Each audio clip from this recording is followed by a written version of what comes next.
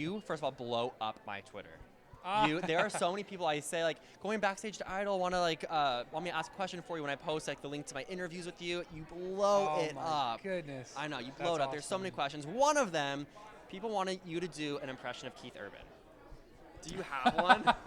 I mean, he's got the Australian accent, and he's like, I love Keith. I'm a huge Keith Urban fan, and one of the things, of course, he says my name like Clock, Right. Clock, and Clock. If you just put the guitar down just a little bit more, and then you kind of rock it this way instead of this way, and he has a lot of great advice. But that's my favorite. His shoulder thing. That's totally him. He's somebody. Honestly, he's someone I will watch his concert on DVD with a pen and several pieces of paper, and I'll take notes on. He's someone that performs with the guitar so well, and everything that comes out of his mouth, I latch onto. I mean, he's got a lot of great advice, but yeah, if I could do an impersonation of him, that was it. I think everyone out there doesn't love it. I loved it. It was great. Your performances were great tonight. Thank you. What made you decide to do a Justin Bieber song? Because I feel like that's so not Clark. Well, Justin, when that song first came out in 2012, I think, I loved it, and I jumped right on it, and I thought the pre-chorus and the chorus have beautiful melody and chords, and it's really wonderful. What some people don't realize, Justin Bieber is a fantastic musician, great artist, obviously one of the most prolific artists of our time, but he's a really great drummer, and he plays guitar well, and he can sing really well. He's definitely someone that has the talent to back up his success. And what I did is I took the pre-chorus and the chorus, which are already beautiful, and on the verse, instead of like that rap kind of hip-hop feel part, I just put in that kind of my thing. So I put in that groovy, funky little guitar riff, and I sang over it, and just kind of made it me, sang like a minor blues scale for the melody, and did some runs, and just kind of did what I feel like I am, who I am, and just kind of injected it into the song. I love it. And so this week, it was a big week to get voted in because you're going on tour. That's right. Are you so excited? I'm so excited.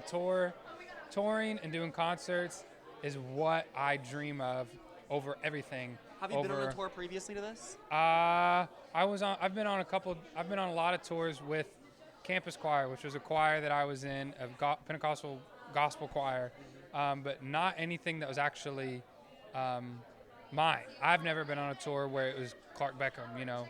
So to actually play for people and travel and play for people that are there to see me, not on the street walking to go, see another person and I happen to catch them, but they're there to see me and to give them the music that I feel like I've had and I've been dying to give to people. To have people wanting that, and for me to be able to give that to them, I'm so excited. Over records, over iTunes recordings, over awards, concerts, and touring and live performances is what I live for, and I can't wait for. Is there any songs from the competition that you think or you will be performing on tour? Yeah. If I have any say in it, which I think I would, Georgia on My Mind, Ray Charles, one of my all-time favorite songs. And what was it like for you to stand on the stage at the Dolby Theater where the finale is going to be? That was a moment where it got very real, and I got really determined. Something Scott said is, we were on stage looking out like, wow, and he said, come here, I want to show you something. And then I went down and sat in an audience chair. He said, which side do you want to be on? It's like, oh, I so don't want to be sitting in these chairs when the finale comes, Right. And it gave me a sense of determination, deep determination. And I think that's probably my biggest strength in my life, whether it be in school or in sports or in music, is my determination.